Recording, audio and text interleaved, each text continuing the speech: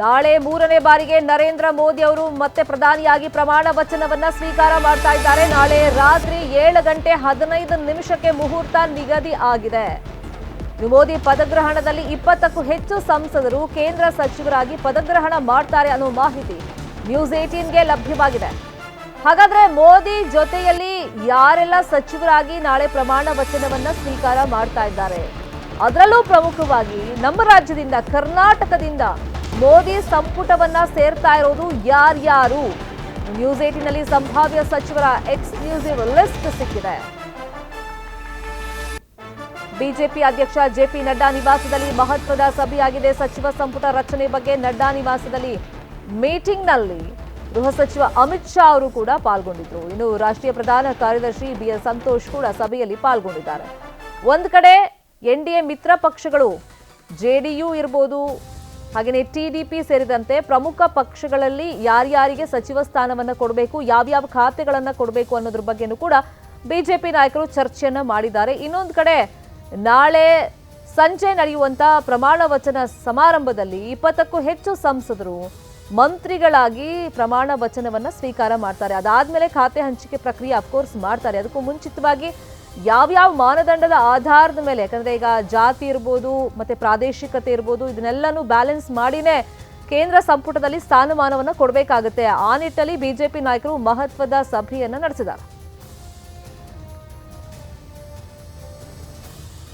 ನಾಳೆ ಮೂರನೇ ಬಾರಿಗೆ ನರೇಂದ್ರ ಮೋದಿ ಅವರು ಪ್ರಮಾಣ ವಚನವನ್ನ ಸ್ವೀಕಾರ ಮಾಡ್ತಾರೆ. ಕೌಂಟ್ ಡೌನ್ ಸ್ಟಾರ್ಟ್ ಆಗಿದೆ. ನಾಳೆ ರಾತ್ರಿ 7:15 ಪ್ರಧಾನಿಯಾಗಿ ನರೇಂದ್ರ ಮೋದಿ ಅವರು ಪದಗ್ರಹಣ ಮಾಡೋದು. ಈ ಪದಗ್ರಹಣ ಸಮಾರಂಭಕ್ಕೆ ವಿದೇಶಿ ಗಣ್ಯರಿಗೂ ಕೂಡ ಆಹ್ವಾನವನ್ನ ನೀಡಲಾಗಿದೆ. ಸುಮಾರು 9,000ಕ್ಕೂ ಅಧಿಕ ಮಂದಿ ವಿಶೇಷ ಆಹ್ವಾನಿತರು ನಾಳಿನ ಪದಗ್ರಹಣ ಸಮಾರಂಭಕ್ಕೆ ಆಗಮಿಸ್ತಾ ಇದ್ದಾರೆ.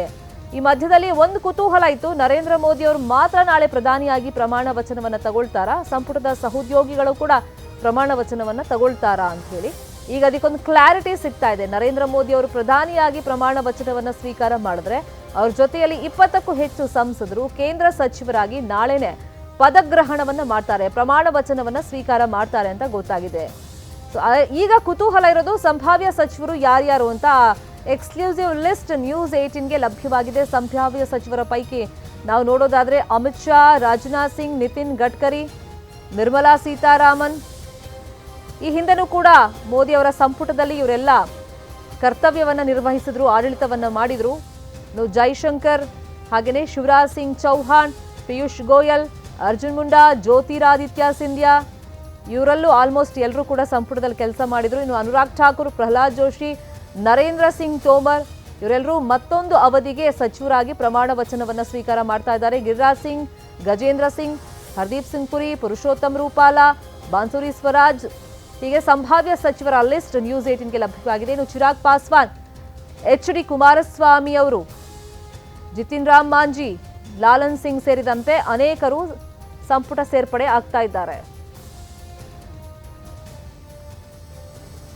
ಯಾವೆಲ್ಲ ಆಧಾರದ ಮೇಲೆ ಲೆಕ್ಕಾಚಾರ ಹಾಕಿ ಬಿಜೆಪಿ ನಿರ್ಧಾರಕ್ಕೆ ಬಂದಿದೆ, ಇದ್ರ ಬಗ್ಗೆ ಸಂಪೂರ್ಣವಾಗಿ ಮಾಹಿತಿಯನ್ನು ಕೊಡೋದಕ್ಕೆ ನೇರ ಸಂಪರ್ಕದಲ್ಲಿ ನವದೆಹಲಿಯಿಂದ ಜಾಯಿನ್ ಆಗಿದ್ದಾರೆ ನಮ್ಮ political bureau head Chidanand Patel. Chidanand Patel, ಒಂದು ಕುತೂಹಲ ಇತ್ತು, ನಾಳೆ ಪ್ರಧಾನಿ ನರೇಂದ್ರ ಮೋದಿ ಅವರು ಮಾತ್ರ ಪದಗ್ರಹಣ ಮಾಡ್ತಾರಾ, ಅವ್ರ ಜೊತೆಗೆ ಸಂಪುಟ ಸಹೋದ್ಯೋಗಿಗಳು ಕೂಡ ಪದಗ್ರಹಣ ಮಾಡ್ತಾರಾ ಅಂತ. ಅದಕ್ಕೊಂದು ಕ್ಲಾರಿಟಿ ಸಿಕ್ಕಿದೆ. ಸಂಭಾವ್ಯ ಸಚಿವರ ಲಿಸ್ಟ್ ನ್ಯೂಸ್ 18ಗೆ ಲಭ್ಯವಾಗಿದೆ. ಯಾವ ಮಾನದಂಡದ ಆಧಾರದ ಮೇಲೆ ಸಂಪುಟದಲ್ಲಿ ಇವರಿಗೆಲ್ಲ ಸ್ಥಾನಮಾನ ಸಿಕ್ಕಿದೆ ಪಟೇಲ್?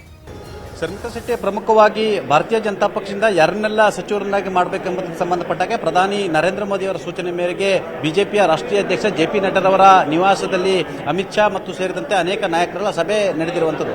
ಸಭೆ ಕಳೆದ 3 ಗಂಟೆಯಲ್ಲೂ ಕೂಡ ನಿರಂತರವಾಗಿ ನಡೆದಿರುವಂಥದ್ದು. ಭಾರತೀಯ ಜನತಾ ಪಕ್ಷದ ನಾಯಕರುಗಳಿಗೆ ಯಾರಿಗೆಲ್ಲ ಸಚಿವ ಸ್ಥಾನವನ್ನು ಕೊಡಬೇಕೆಂಬುದರ ಬಗ್ಗೆ ಈ ಸಭೆ ನಡೀತಿರುವಂಥದ್ದು. ಮತ್ತೊಂದು ಕಡೆ ಎಲ್ಲೊಂದು ಕಡೆ ಮಿತ್ರ ಪಕ್ಷದ ನಾಯಕರುಗಳು ಕೂಡ ಹಲವಾರು ಪ್ರಮುಖ ಖಾತೆಗಳಿಗೆ ಬೇಡಿಕೆ ಇಡ್ತಿರುವಂಥದ್ದು ಕೂಡ ಇದು ನುಂಗಲಾರದ ಬಿಸಿ ತುಪ್ಪವಾಗಿ ಪರಿಣಮಿಸಿರುವಂಥದ್ದು. ಹಾಗಾಗಿ ಅವರ ಬೇಡಿಕೆಯನ್ನು ಈಡೇರಿಸಬೇಕಾಗಿದೆ ಮತ್ತು ಪ್ರಮುಖ ಖಾತೆಗಳಾಗಿರ್ತಕ್ಕಂಥ ರಕ್ಷಣಾ ಖಾತೆ, ಗೃಹ ಖಾತೆ, ವಿದೇಶಾಂಗ ಇಲಾಖೆ, ಹಣಕಾಸು ವ್ಯವಹಾರ, ಗ್ರಾಮೀಣಾಭಿವೃದ್ಧಿ ಮತ್ತು ಪಂಚಾಯತ್ ಇಲಾಖೆ, ಈ ಪ್ರಮುಖ ಇಲಾಖೆಗಳು ಮತ್ತು ಸ್ಪೀಕರ್ ಹುದ್ದೆಯನ್ನು ಯಾವುದೇ ಕಾರಣಕ್ಕೂ ಕೂಡ ಎನ್ಡಿಎ ಮಿತ್ರರಿಗೆ ಬಿಟ್ಟುಕೊಡಬಾರದು ಎಂಬುದಾಗಿ ಸಭೆಯಲ್ಲಿ ಚರ್ಚೆ ಆಗ್ತಿರುವಂಥದ್ದು. ಇವೆಲ್ಲವೂ ಕೂಡ ಮಾತೃ ಸಚಿವ ಸ್ಥಾನಗಳು ಮತ್ತು ಪ್ರಮುಖ ಸಚಿವ ಸ್ಥಾನಗಳಾಗಿರ್ತಕ್ಕಂಥದ್ದು. ಹಾಗಾಗಿ ಇವುಗಳನ್ನು ಬಿಟ್ಟು ಬಿಟ್ಕೊಟ್ರೆ ಎಲ್ಲ ಒಂದು ಕಡೆ ಮುಂದಿನ ದಿನಗಳು ಅದು ಭಾರತೀಯ ಜನತಾ ಪಕ್ಷಕ್ಕೆ ಕಷ್ಟ ಆಗುತ್ತಿರೋದು ಲೆಕ್ಕಾಚಾರ. ಈ ಎಲ್ಲದರ ನಡುವೆ ಕೂಡ ರೈಲ್ವೆ ಖಾತೆಯನ್ನು ಕೂಡ ಯಾವುದೇ ಕಾರಣಕ್ಕೂ ಬಿಟ್ಕೊಡ್ಬಾರ್ದು ಅಂತೇಳಿ ಭಾರತೀಯ ಜನತಾ ಪಕ್ಷ ಇದ್ರೆ ಇತ್ತ ಬಿಹಾರದ ಮುಖ್ಯಮಂತ್ರಿ ಆಗಿರ್ತಕ್ಕಂಥ ನಿತೀಶ್ ಕುಮಾರ್ ಅವರು ರೈಲ್ವೆ ಖಾತೆ ಮತ್ತು ಗ್ರಾಮೀಣಾಭಿವೃದ್ಧಿ ಮತ್ತು ಪಂಚಾಯತ್ ರಾಜ್ ಖಾತೆಯತ್ತ ಗಮನ ಹರಿಸಿರ್ತಕ್ಕಂಥದ್ದು.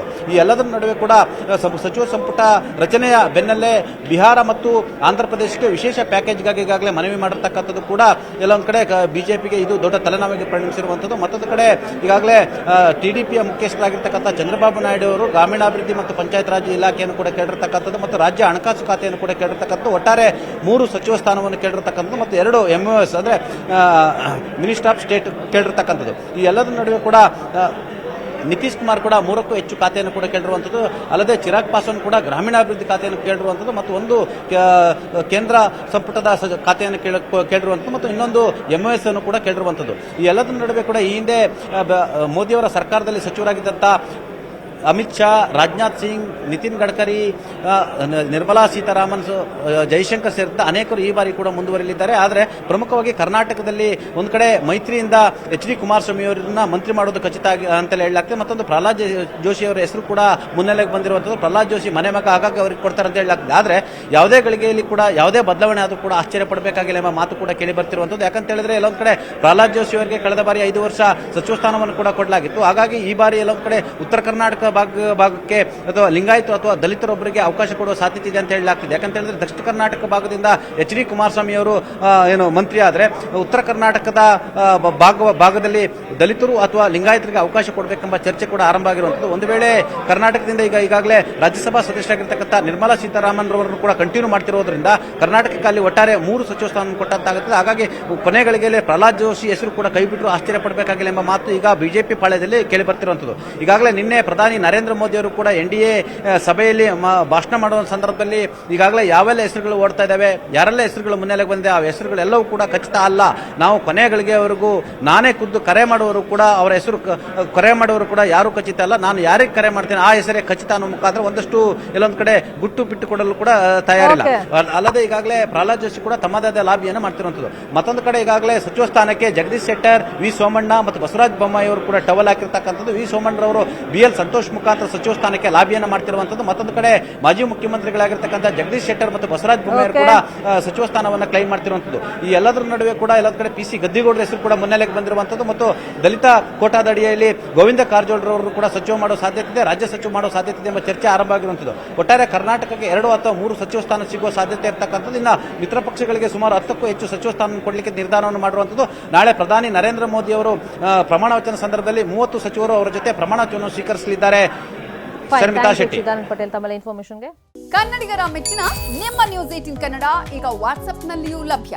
ಕರ್ನಾಟಕ ಮತ್ತು ದೇಶ ವಿದೇಶದ 360 ಡಿಗ್ರಿ ಸುದ್ದಿ ವಿವರವನ್ನ ನೀವು ನಿಮ್ಮ ಕೈ ಬೆರಳುಗಳಲ್ಲಿಯೇ ಪಡೆಯೋದಿಕ್ಕೆ ಈ QR ಕೋಡ್ ಅನ್ನ ಸ್ಕ್ಯಾನ್ ಮಾಡಿ. ನಮ್ಮ ಚಾನೆಲ್ ಅನ್ನ ಫಾಲೋ ಮಾಡಿ, ನೋಟಿಫಿಕೇಶನ್ ಆನ್ ಮಾಡಿ.